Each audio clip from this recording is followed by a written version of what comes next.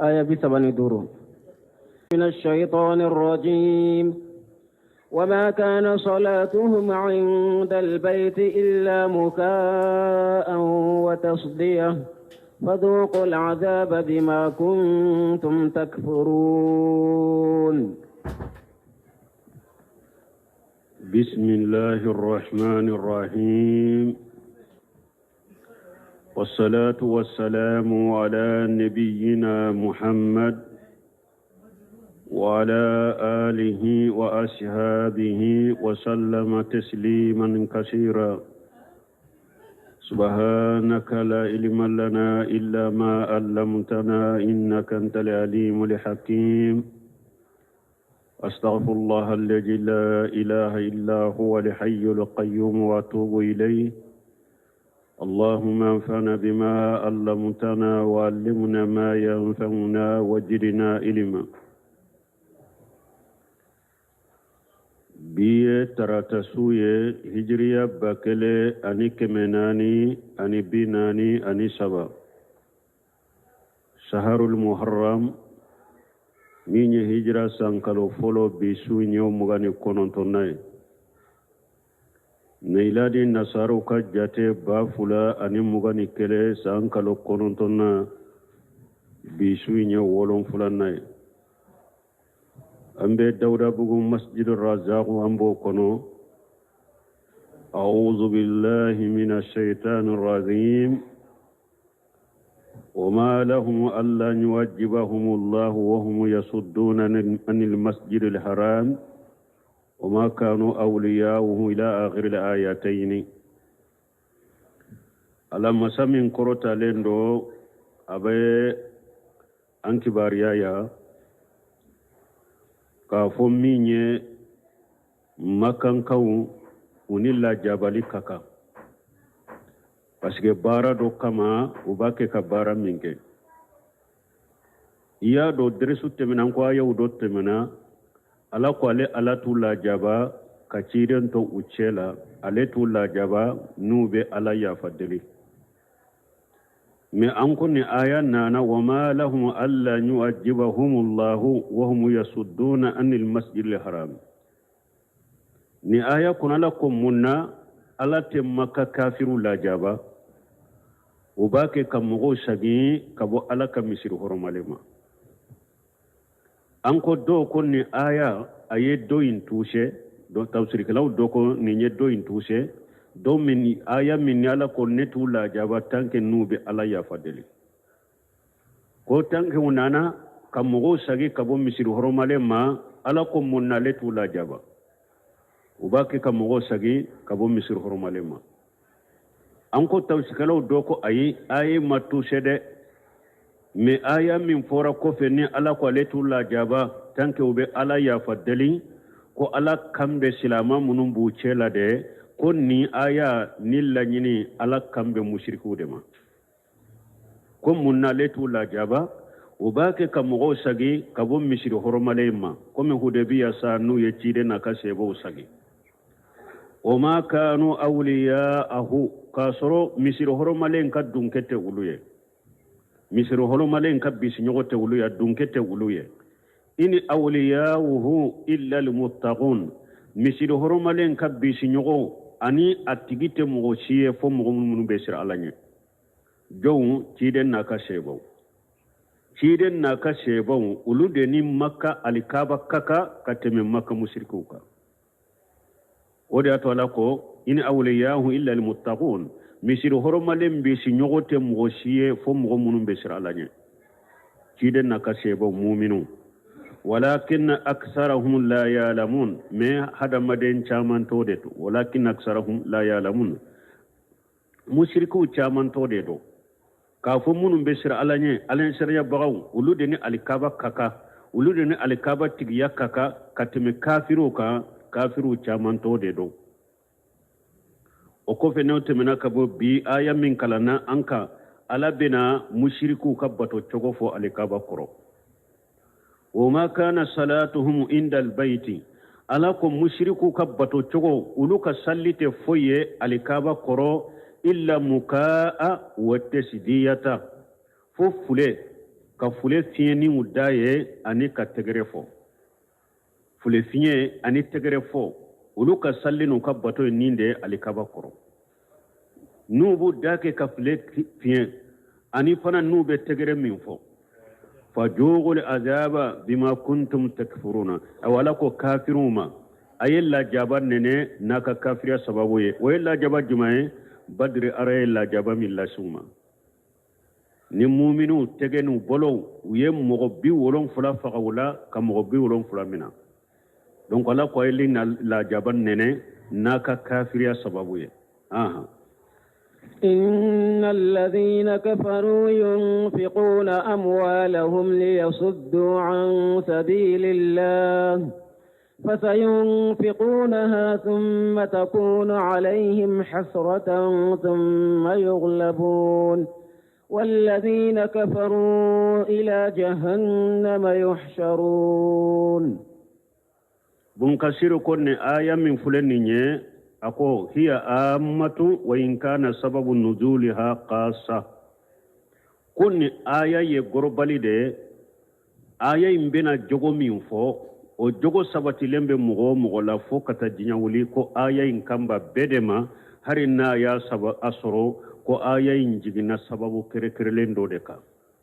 me ala aya in konil la nyini e gorobalide ala ko innal ladhina kafaru mogo munun kafiriyara yunfiquna amwalahum liyasuddu an sabilillah ubu kan nafulu nafaqati puru ka mogo sage kabo ala kasirama فقد أخبر تعالى ni aya kono ala yankibare masamin korta lendo anna al-kuffara yunfiquna amwalahum liyasuddu an itibai tariq al-haqq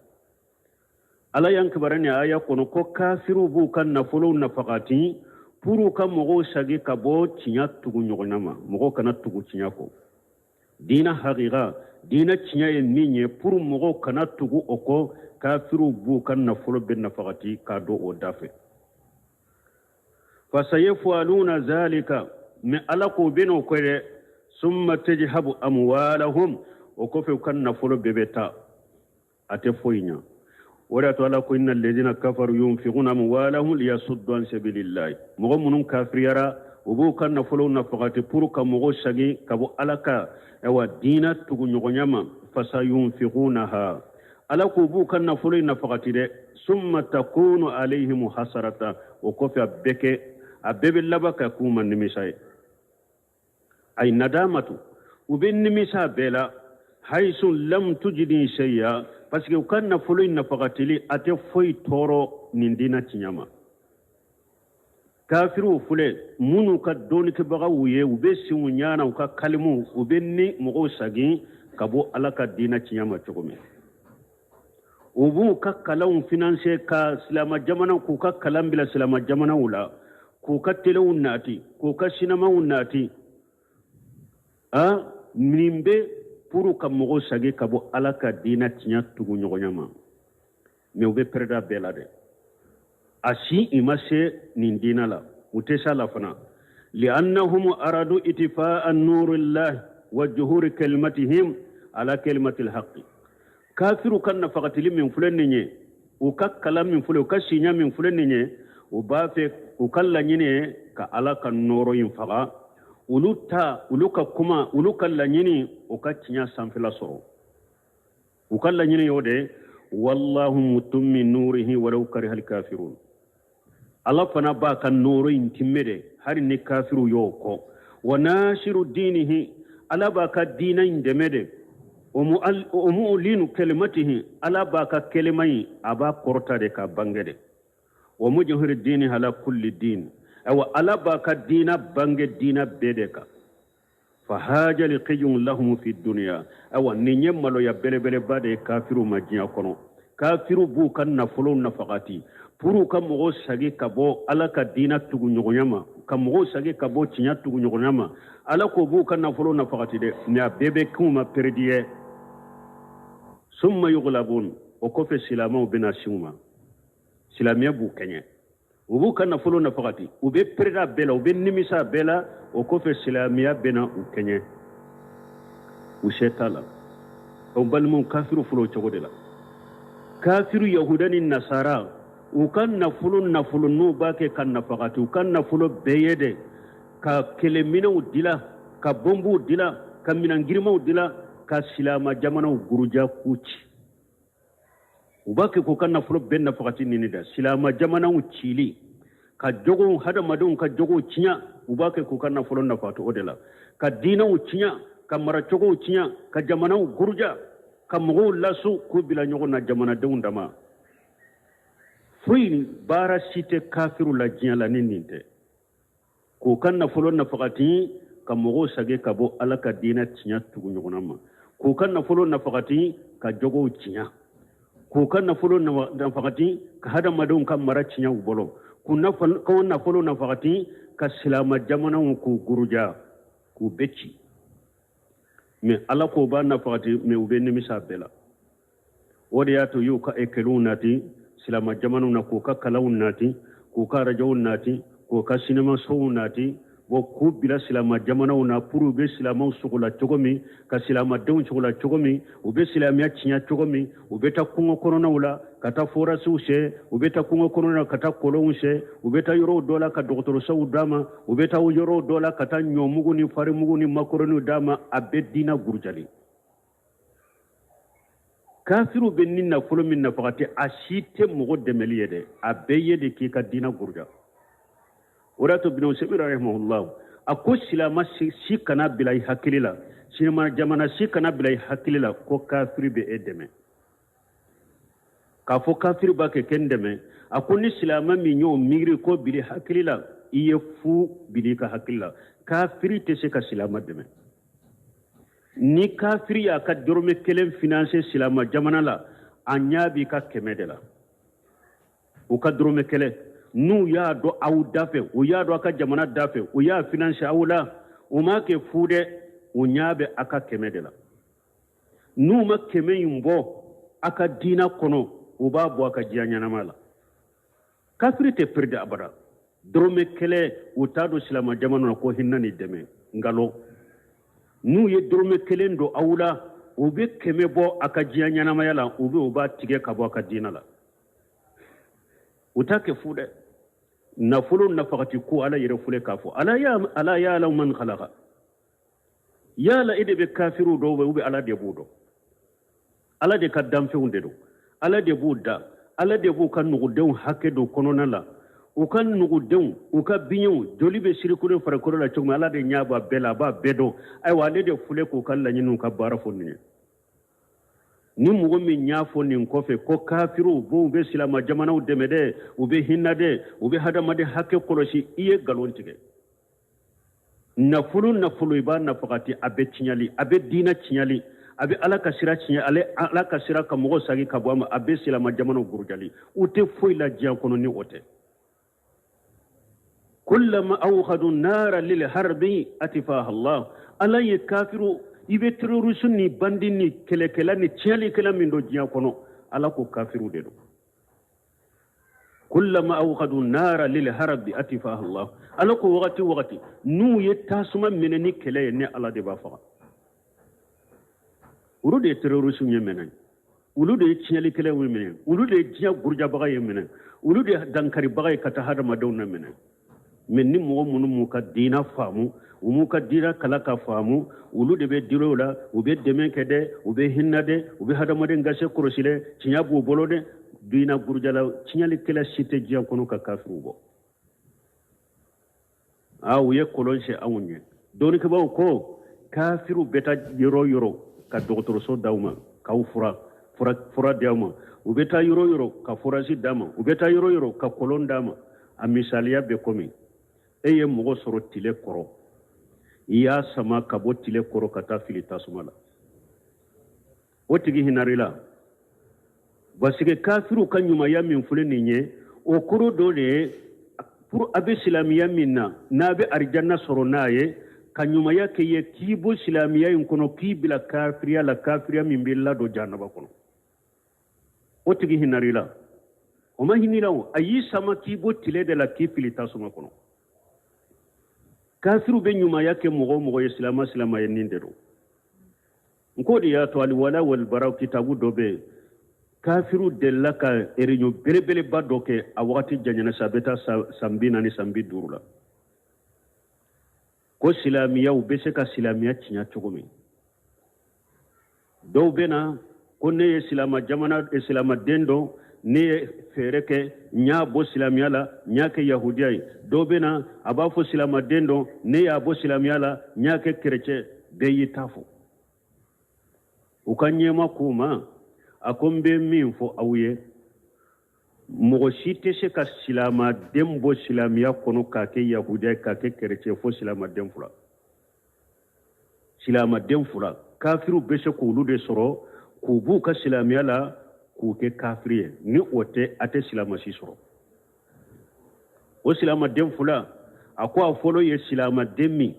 a wolola a y'a ba ni a fa sɔrɔ sali la o ma foyi fɔ a ye a ka diina kɔnɔ a tɛ foyi dɔn a ka diina la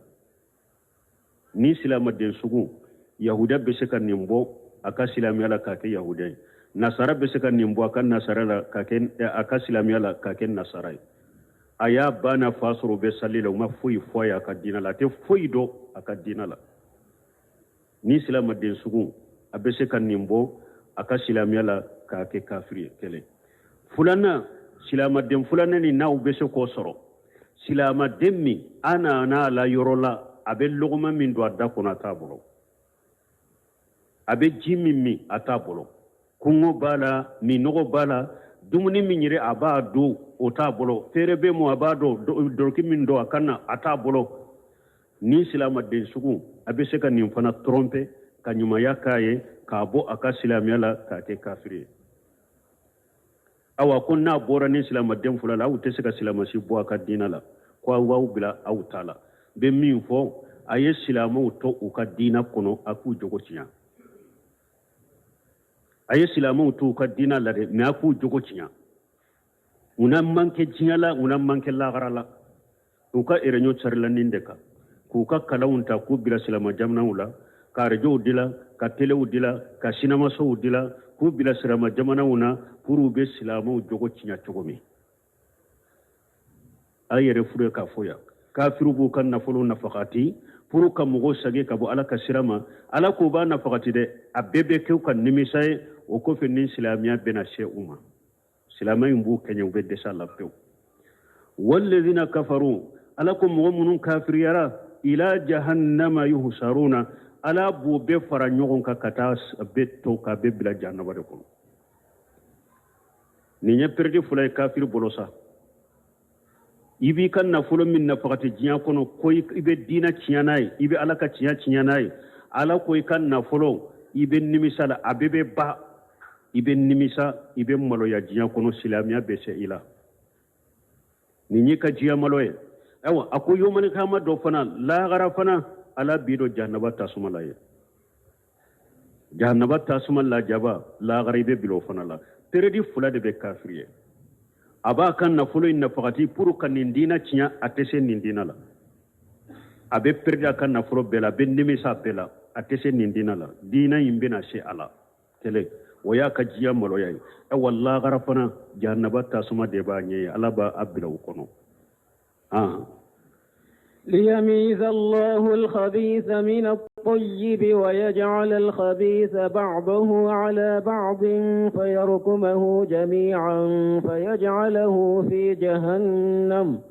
أولئك هم الخاسرون ليميز الله الخبيث من الطيب على بكافر لا جاب يوم القيامة دو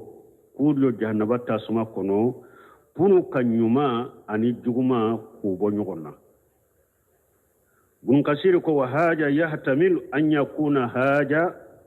yakuna haja tamyizu fil akhirati ako aya in bɛ se ka ta nin faranfasiya ni ala bɛ a bɛ mɔgɔw faranfasiya k'u bɔ ɲɔgɔn na ka ɲumanw ni juguma bɔ ɲɔgɔn na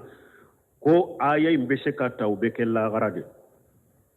parce que ala ko aya wɛrɛ kɔnɔ ثم نقول للذين أشركوا مكانكم أنتم وشركاؤكم فجعلنا بينهم parce que aya wɛrɛ nana ala ko yawmal qiyamah do qiyamah keneka o kɔfɛ ale ala b'a fɔ mushrikuw ye aba fo mushrikun aw anaye munu faranne alaka aw beka joya folo ala be mushrikun abu tomo unu ka bato fen ko bo tawhiditiku cela ala ba fo mushriku aw na ka bato fo aw ka jo aw dama fajayyalina bainahum ala na fana ka mushrikun fana ku bo nyogonna u ka junubu be nyogonye cogomi u ka kafiru be nyogonye cogomi ala na ku yere fana fara ku bo nyogonna ku bila jahannama kono ni ye aya doye ko yomali khiyama do ala be nyumaw ni jugumaw ala bu bo nyogonna aya wure nana ala ko wa yawma taqumu sa'atu yawma iji yatafarraguna ala ko dommi ni qiyama be jo o do abe faraka bo nyogona mugo ni aye jengaloni anaya dilaya kanka fara nyogon kate ala na nyana bo lagara na ko aya nyella gara de ko bunkasir be se ka fo abaki ka fo chogo mi tawsir folola nan ko nyella gara de naw yu fara nyogon ka galoni tinya fara nyogon ka nyumani juguma naw yu fara nyogon ka jiya kono ya ala ko yawma taqumu saatu yawma yatafarraguna ala ko dommi ni qiyama be jong ado abe faraka bo nyona nyumaw ni juguma na yu fara nyogon ka jiya kono ya lagara ala bu faraka bo nyona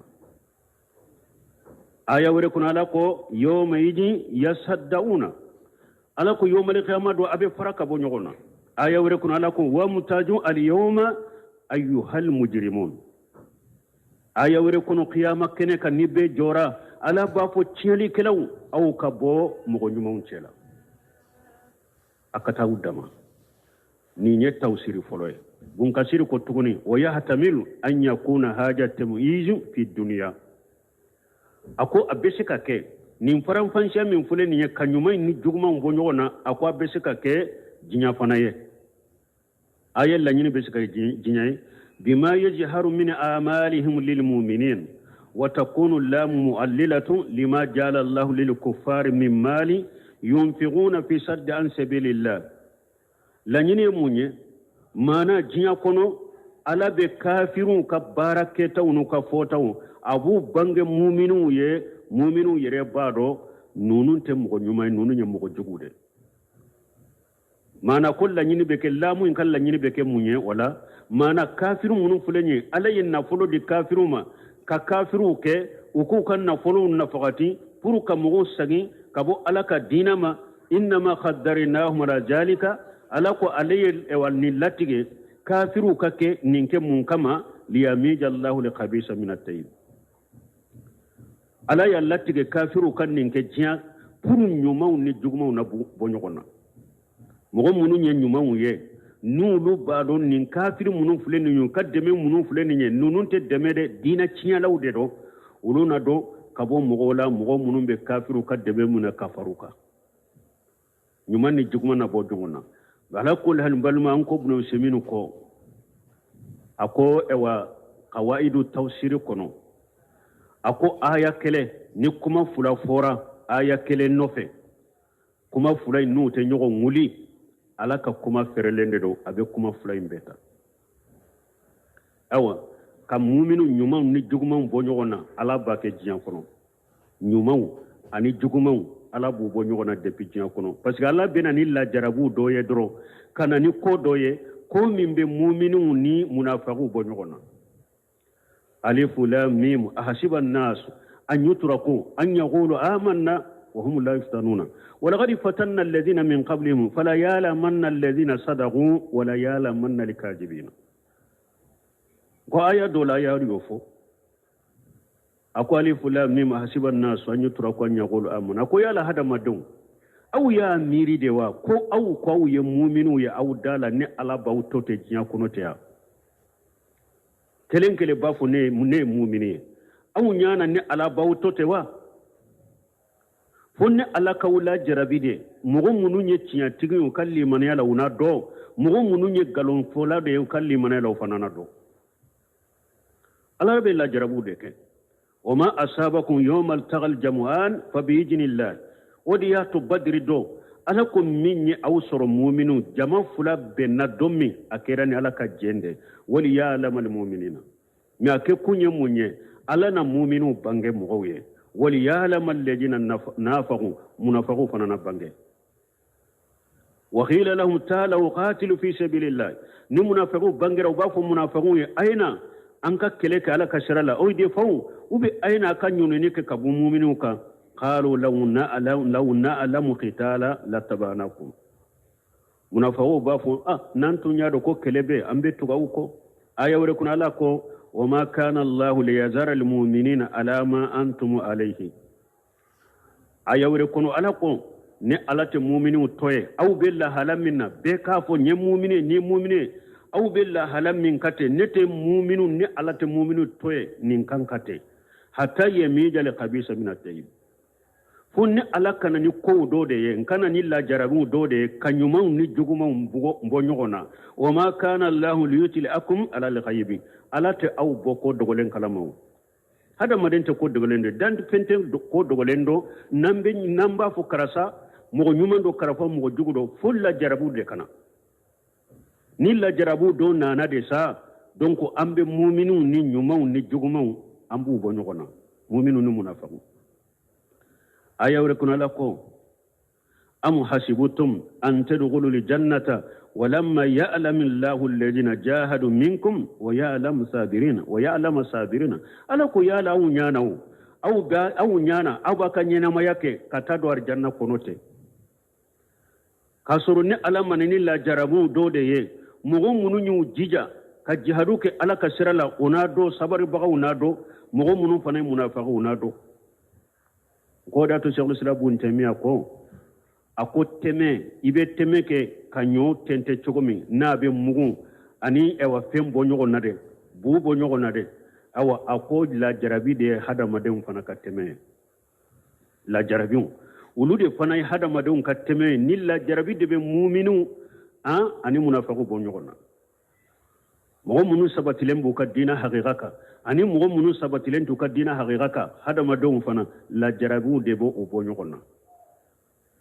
ni la jarabu nana dorobe alaka jonyumu ni alaka bisi nyogon ibe ulu do kabo mo to chela donc hari nawu ya hada madun to nto ku fara nyogon kate ayala te mo to tew fo alaka nani ko do de mi nye tinya tigi abedo mi nye galon tigi abedo mi nye mu'minu dafale abedo de mi nye munafiqa abedo de nimbe sunna haqiqa kala famu salafu salih ala binani la jarbo tugu ka dode munum be sunna munafiqa la ma bi de la fana ku dambe kata sunna na kasuru tala wala kana la jarbo de nimbe ka do aw haklina ba bedo fana haklina ya bedo fana har ko do de teminan bolo salama jamana nyere kono ya mugo bi ka dina haqiqa do be ko kalama nyuma undonna juguma undonna munu mu dambe kata sunna ma nu tere ani munu nye sunna mugo haqiqa ya bedona la jarabu do to mina abedona hari be abeba ke ka do fana ayuto ko fara nyogon ka ala tu to nyogon ka bada jinya kono ya fo ala ka nyumo ni juguma bo nyogon na de la gara fo ala ka nyumo ni juguma ala bu bo nyogon na de ala yode fo li yamija li khabisa min at-tayyib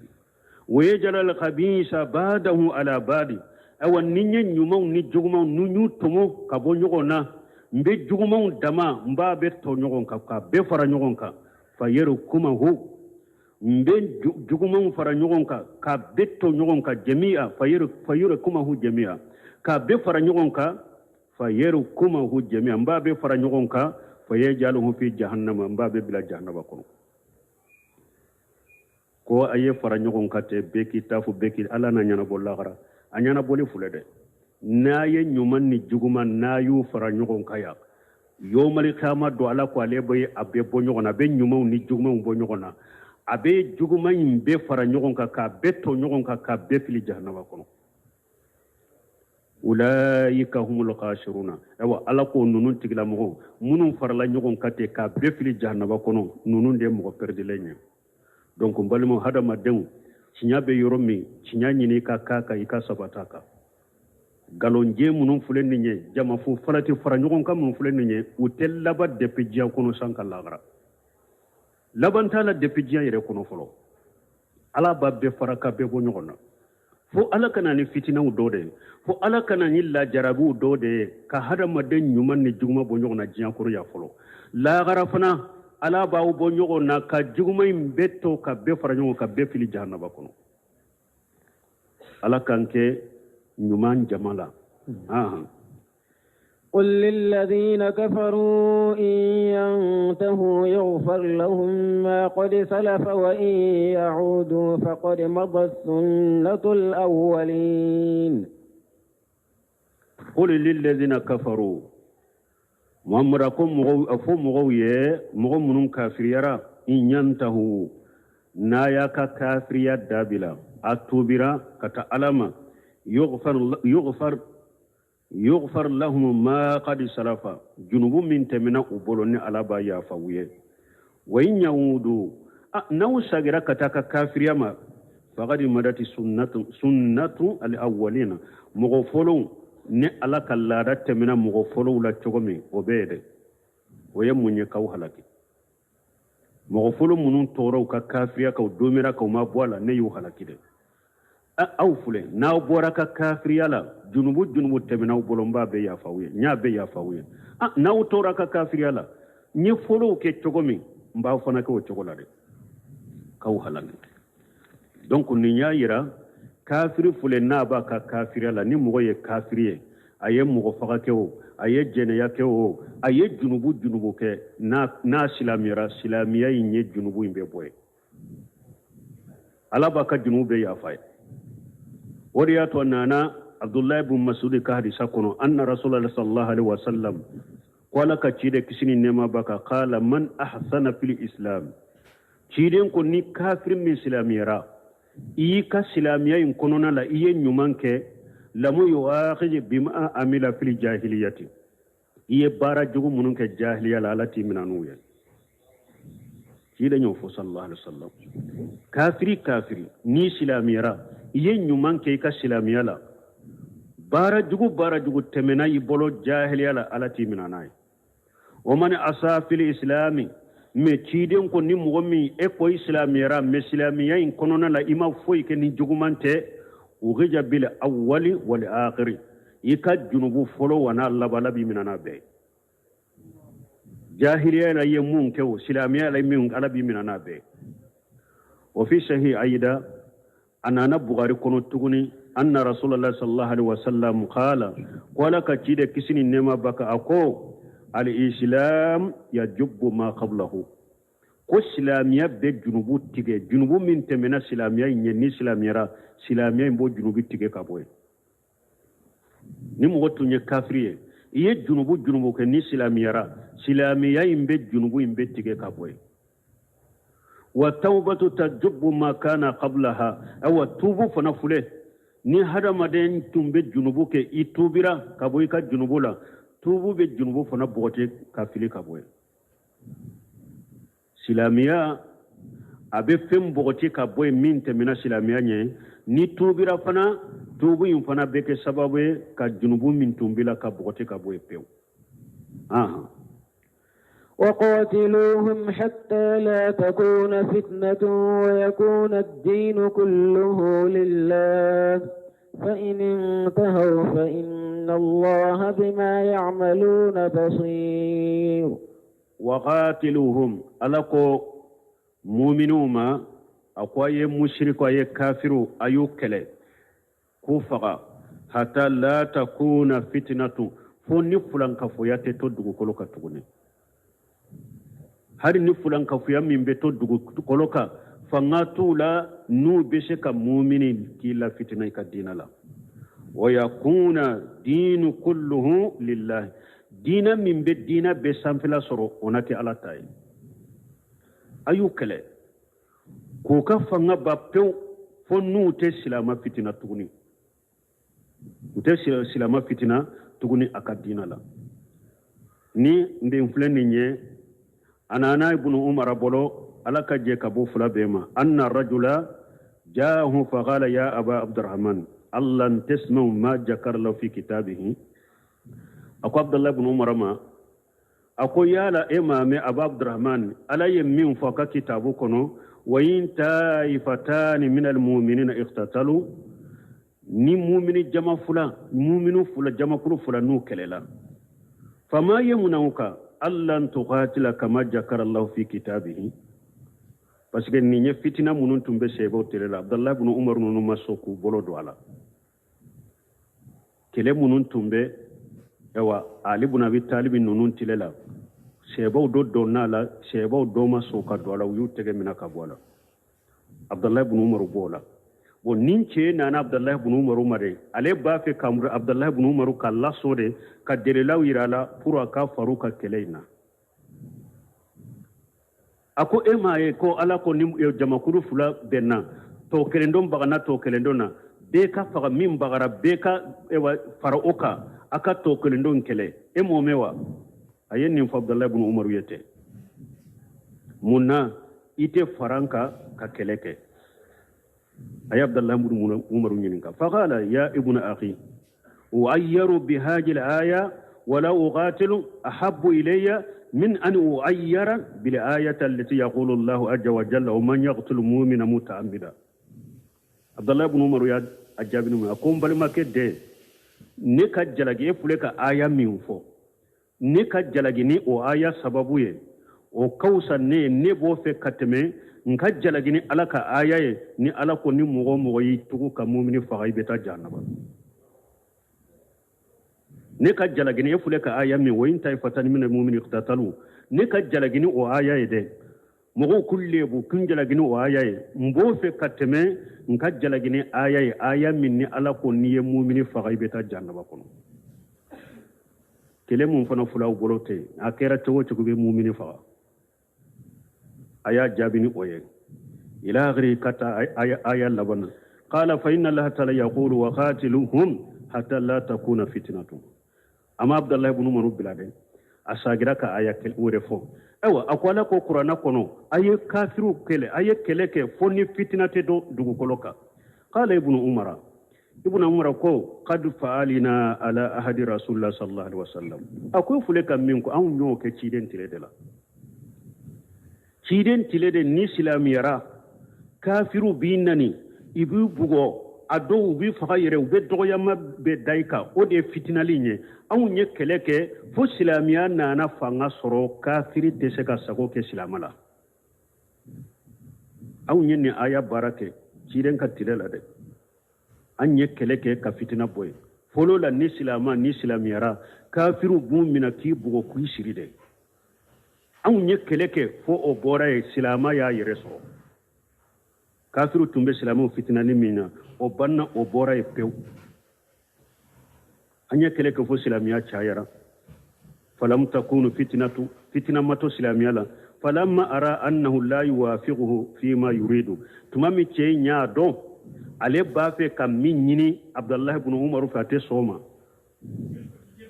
qala ko fama qawluka fi ali wa Usman bo akoy ka kuma munya ali ni Usman ka tibariyala parce que kele kera non retilela qala ibn umar kon ma amma khawli fi ali wa Usman akon nebe min fo ali ni Usman ne ka kuma minye ali ni Usman ka tibariyala amma Usman fa kana Allah qad afa anhum wa karnutum an yafu Allah anhum Usman ta ala ya fara Usman ma o aude mo o ya fakkan Usman ai ala ya fara Usman ma ala yo ya fa min ke Usman yede o yere de majja auye wa amma aliyu me ali ibn abi talib fa ibn ammi rasulullah sallallahu alaihi wasallam wa khatanatuhu wa asara bi yadihi wa haji ibnatuhu aw bintuhu haythu tarawna akum me ali ibn abi talib ciden binanke dende yoye ewa ciden yere fana de muso bobolo kaba citribe tomoka ciden binanke dende do ciden yere kadde muso de ba bolo furla fana ninya ali tay anana shayd ibn jubair bolo qala kharaja alayna aw ilayna ibn umar radiyallahu anhuma ko dondola abdullah ibn umar bora kana ulu malaka je kabama faqala rajul kayfa tara fi qital fitna ceedo abdullah ibn umar nyininka ako eka haklina munye mugo munum be keleke fitina kono فقال وهل تدري ما لفتنة عبد الله بن عمر كوي بفتنة دو فلوا كان محمد صلى الله عليه وسلم يقاتل المشركين وكان الدخول عليهم فتنة وليس بقتالكم على الملك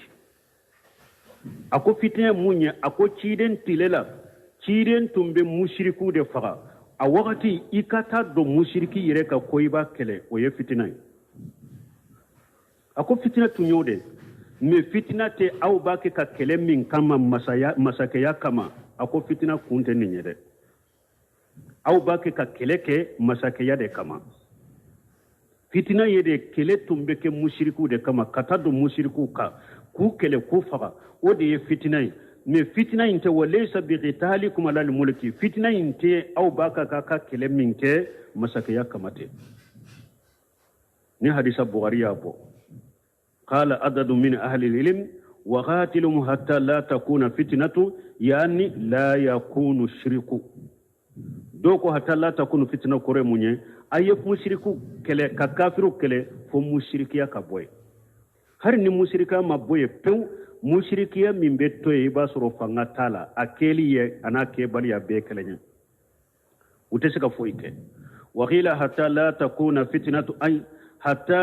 la yuftana muslimu an dinihi do ye ayen tawsirin ke aye kele ke ka mushriku faga fu ukafanga kabba ukallafu nute silama si fitina ikadina la tuguni nute sika silama si fitina ikadina la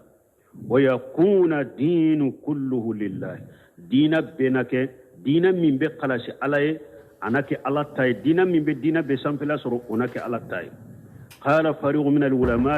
yuqlisu at-tawhid lillahi hatta yakuna dinu kulluhu lillahi دوكو فو توحيدين كقلاشي على كلمة وين وقال آخرون أن يقول لا إله إلا الله دوكو أي مانا حتى فو دينا بكا كي على تاي فو بكا فو موكا فو لا إله إلا الله ويشهد لهاجة ما ثبت في الصحيحين فندو بكني سيري كافو أي مغو كلي فو مغو لا إله إلا الله فو harisa dobe na ka ken ni sere mimbe bukhari muslimu kono ka bo cide ma ciden ko umritun ani uqatila nasa hatta yaqulu la ilaha illallah ciden ko ala ya le nya mariya aka hada madun kele fu ukalla ilaha illallah fo fa ija khaluha asamu minni dima'ahum wa amwalahum nu ya la ilaha illallah fo awa ukaya joli tangara kaboma ukanna folo tangara kaboma mana utefaka tuguni kwa nafolo temina illa bihaqqiha fujulika haqqi ubinna fuluka haqqi wa hisabuhum ala allah wala ukakuru shiribi ala de kama samin kortalenu aba musa al asari aka hadisan nana ka keleke ala kasira la tele sugu jumando balmo kele chama be jinya kono hada madenki jantu yere la de kele karasai sedu suye karasabe jihadula karasa ewa sedu sude do ida koloshide ahli sunna wal jamaa bolo shedi su qur'ana ye mugo min ka shedi su ya sabati an ba fo ye shedi su ye kiden ka risa sahalun nana ka mugo munun ka shedi su ya sabati ahli sunna wal jamaa bolo an ba fo ndala wo ye shedi su ye an ba fo hamuja ye shedi su ye wuluna nyogono kiden yere tilela munun sara jadula kiden nyu ka shedi su ya sabati an ba fo lu ye shedi su ye gar janna kono menna bora wala mogo ye kele ke cogo kana mogo si kere ya ko karasa seedu suyede umaru tilela dondola ewa utara jahadu dola nuna na sumina bafu fulana sahiru umaru ko akanafu au bafu karasa seedu suye la alla qad au qarara hilatahu iba soro ahari anna to kele yorola ani yere nan kan femina na walitade do au kafore man qutila fi sabilillah fa huwa shahidu an ba fo nin cogo de la ni mogo min sara ala ka sira la iye seedu suye mi har sisa kele munun be ke karase seedu suye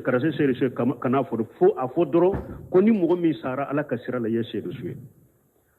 parce que munun be kele yoro na munun sara kele na ngania min ba a kono aye kele ke ni ngania minye ani ngania min sara e bodo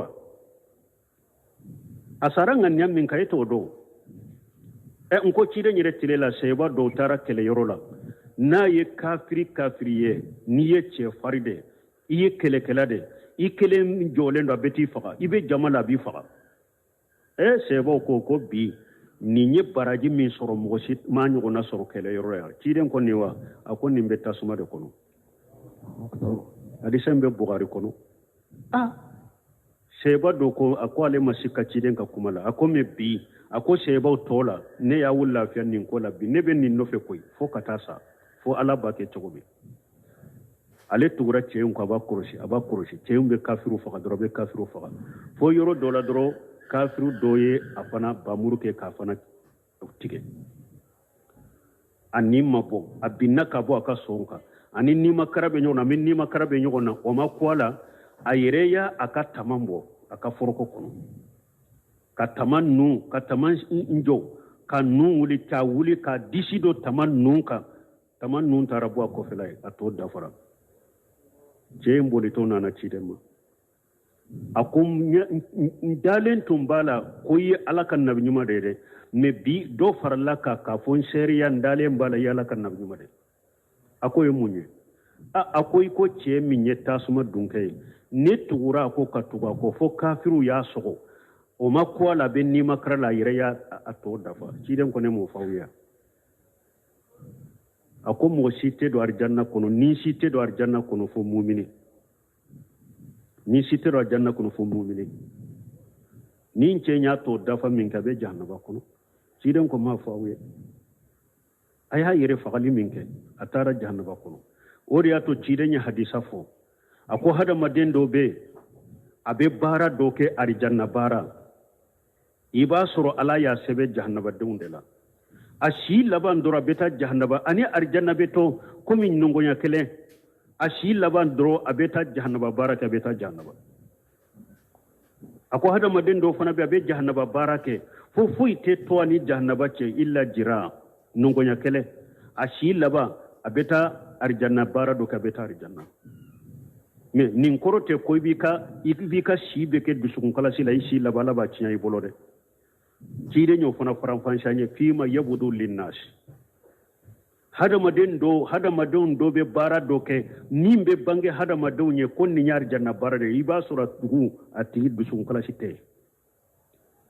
i b'a sɔrɔ dusukun man ɲɛ nka nin ɲuman tɛ dusukun kɔnɔ dusukunkalasi tɛ a si laban min bɛ dusukun in kɔnɔ a bɛ t'o baara de kɛ fima yabudu linnasi mɔgɔ dɔw fana bɛ yen a bɛ jahanaba baaraw kɛ min bɛ bange mɔgɔw ye mɛ i b'a sɔrɔ ani ala cɛ a dusukun a kɔnɔna ka ɲi ɲumanya min bɛ kɔnɔna la dɔrɔn a si laban o ɲumanya de bɛ bɔ a b'o baara kɛ a bɛ taa arijanna donc o la karisa ye seedu su ye karisa ye seedu su ye ahli sunnol jama ta ka de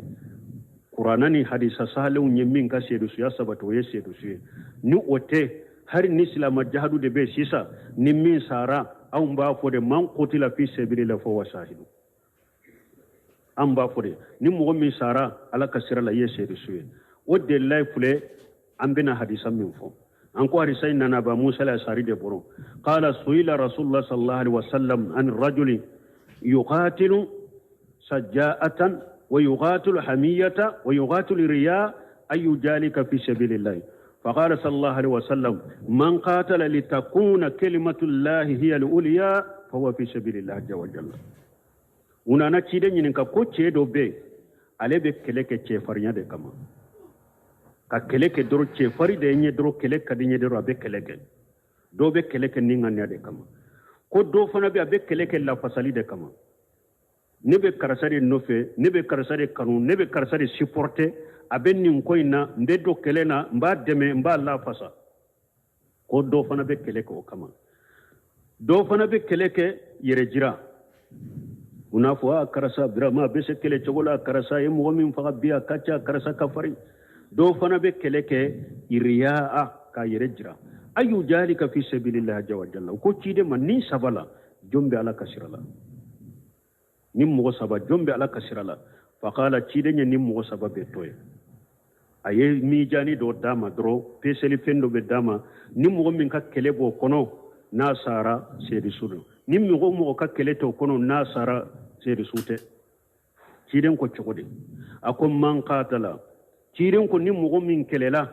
litakuna kalimatullahi alwaliya pour alaka kuma la ilaha illa allah kalimatu tauhidi alaka tauhidi alaka dina o ka dina be sampela soro ciden ko ni mogo min ye kele ke ninde kama yi sara fa wa fi sabilillah ede bela kasirala mi aye jinya kele wala jeke yala ube ninde ka litakuna kalimatu lahi al-uliya jinya kele munun be jinya kono sawbe nunun de ka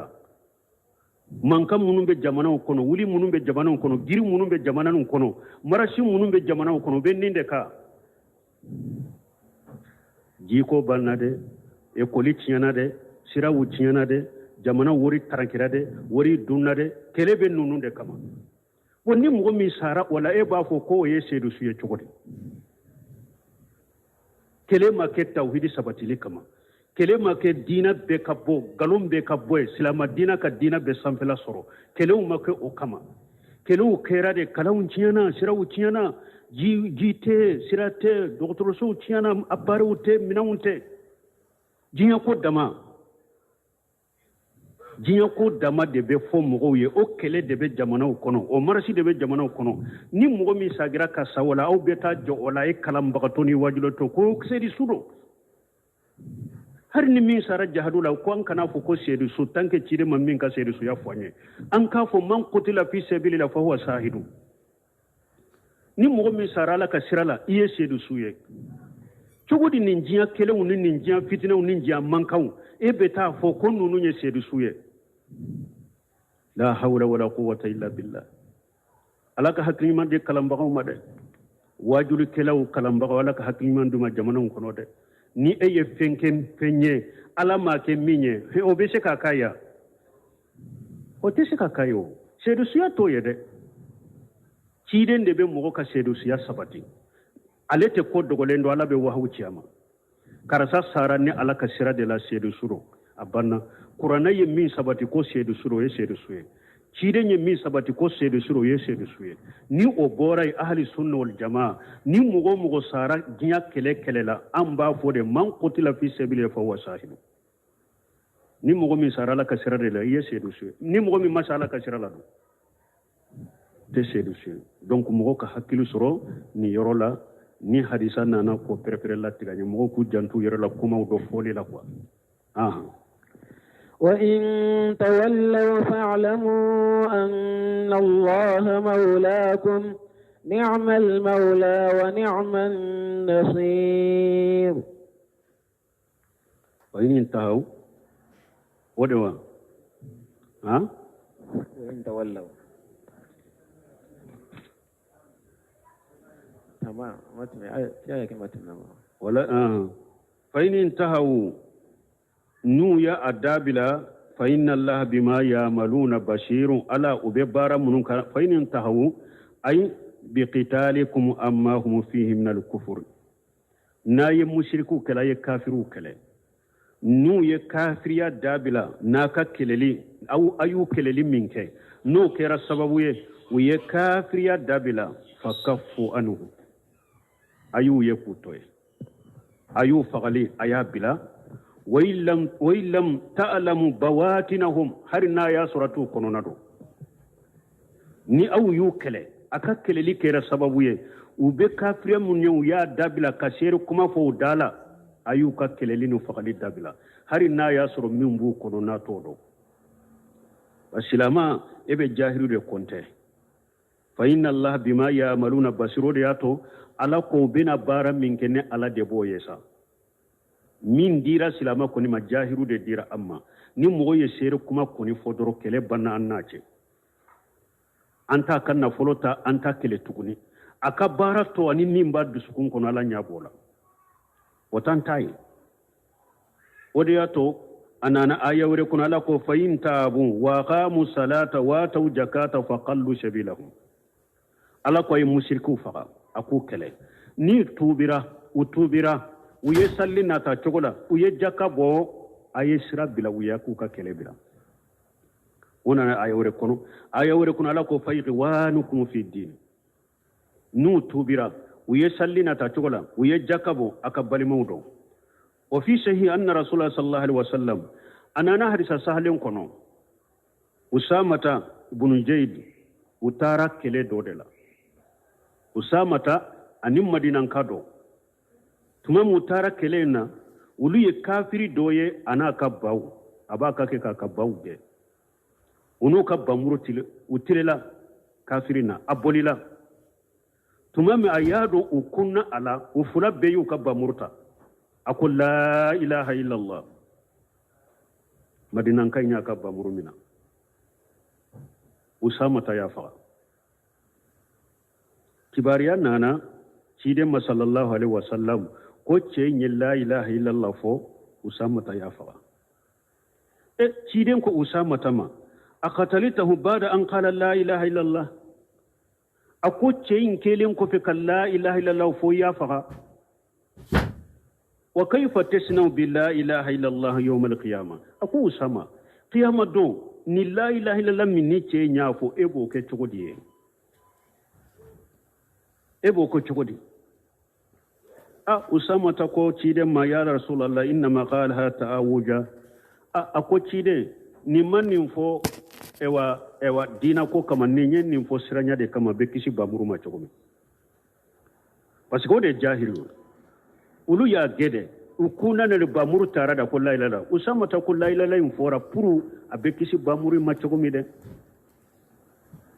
ciden ko mahalla sagata an qalbihi ko mun nay ma dusukun fara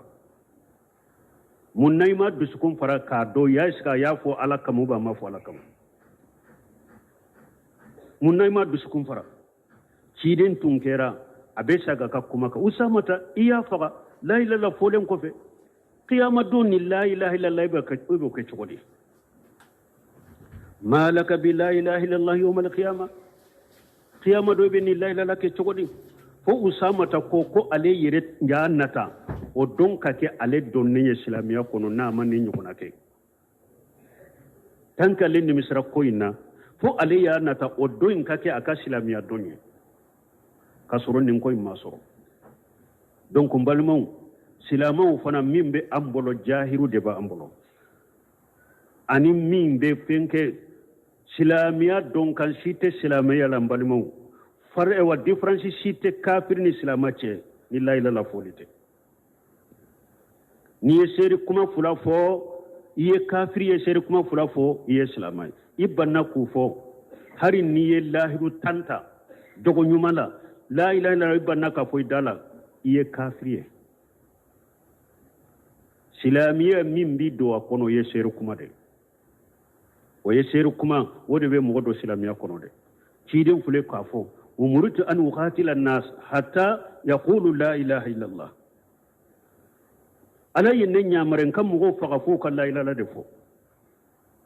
amma fo kan lahiru tanye fo ka bayata fo kan la ilaha de fo ala fana ko in tabu wa qamu salata wa atu zakata faqallu shabilahum ayawre la wa in tabu wa qamu salata wa atu zakata faqwanukum fi din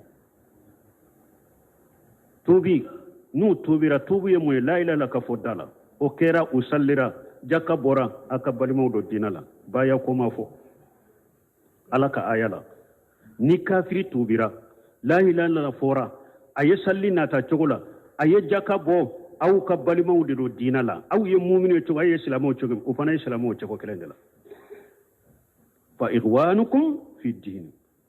hari aya min nana ya ayyuhan nabiy idza ja'aka almu'minatu yubayyinaka ako idza ja'aka alkuffaru ako idza ja'aka almushrikina ako idza ja'aka almu'minatu ala yuke mu'minu de folo sani kana bayate suratul mutahina hari aya min beno baya ko be fola ala yutugu wele mu'minu de folo sanu kana baya yorola ni mu'minu muso nana iman nu billahi du nyonya ama fo ni kafir muso nanima ama fo ni mushriku muso nania ya ayyuhan nabiy idza ja'aka almu'minatu yubayyinaka ukam mu'miniya fora de sanu kana donc silamiya min bi do kono yeseru kuma de alaka ayawula ciden ka hadisa sahalewun la salafu salihu be bolo ibe seru kuma de fo awa ni mo yeseru kuma fona fo min ba dusukun kono o sogobe te elade min be e ka ye seru kuma min fo bo de mina adusukun kono na ta o bani alache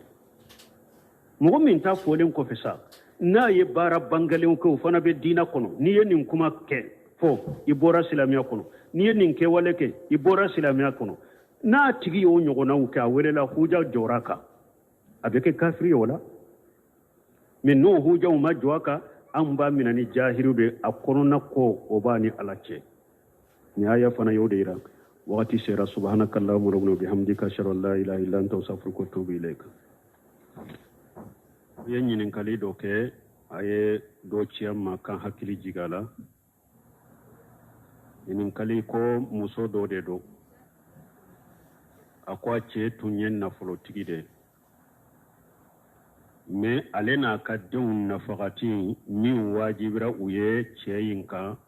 ko a to o di olu ma u ni nin min ka ka cɛ in bolo u t'o sɔrɔ a bolo setigi dɔ fana ko muso in ko ale taara mori ganan dɔ fɛ ko a ka fɛɛrɛ kɛ ka fɛn dɔ kɛ ale ye ni a cɛ bɛ se ka tɛgɛ bila ale ye cogo min ko a ka dɛmɛ ka baara d'a ma a bɛ min di cɛ in ma cɛ in bolo bɛ bila ale ye cogo min n'a bɛ fɛn sɔrɔ a la ko mori gana in ye fura dɔ ta k'a di ale ma ko ale ni o fura nana k'a di cɛ ma ko depuis cɛ kɔni ye o fura kɔni dun a ma lafiya ani bana y'a ɲɔgɔn da minɛ fo ka taa sa ale cɛ kɔni sara kaban mais ni ko in ale nimisara la ale yɛrɛ b'a dɔn cɔ a dankaninen kɔni b'a la cɛ in fatuli sababu bɔra ale ka fura in de la parce que depuis ale kɔni ye fura in d'a ma don min fo ka taa sa a ma lafiya ko ale kɔni cɛ sara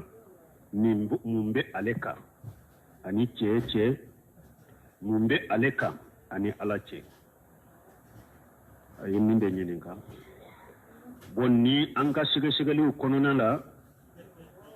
mugni libunu kudama a ka jiju kɔnɔntɔnna 330 ani 30 mugni jiju kɔnɔntɔnna 330 ni 30 a b'a fɔ ye fɔlɔ la dabali ye cogoya fula de fɔlɔ nin filɛ a y'a dabali de mais dabali min filɛ nin ye ale dabali a m'a dabɔ a kasa ale ye dabali in kɛ a bɛ fɛn sɔrɔ cogo min dɛ bon dɔɔnikɛbagaw kɔ n'i ye mɔgɔ dabali cogo la e yɛrɛ b'a dɔn kaaliba i yɛrɛ tugu de i ye dabali in dabɔ a kama pour a k'a faga de i yɛrɛ b'a dɔn fana i ye min dabali sugu min kɛ mɔgɔ la a bɛ mɔgɔ faga de ou bien kaaliba ka caya ni nin kɔni dabali in kɔni kɛra mɔgɔ la a bɛ sa de dɔɔnikɛbagaw ko n'i y'i tugu k'i da o dabali sugu kɛ n'a tigi sara ni silamɛya sariya bɛ mahakamatu sharaiya ni o bɛ i bɛ se silamɛya sariya ma i bɛ faga de o sugu i bɛ faga de mais boko damadɔ y'o de fɔ ko annahu sadisu an yaqtulahu bi shihri يقتل قالبا فيلجمه القوض لأنه قتله بما يقتل قالبا فأصبح ما لو قتله بسكين مغني قنوع بمقدوما كوني مغو دبلي أكتش دبلي من نابي مغو فقدي إفنا يا دبلي فو أكا سادي دبلي فنا كتشايا من دبلي سوء ناكرا مغولا دروا بي سادي أكون نو أتغي سارا ni wajibire ka fagali bi ka ako parce que nimbe comme ni muru ke ka mɔgɔ faga ako fagali bi ka ako wayin kana mimma la yaqtulu qaliba ako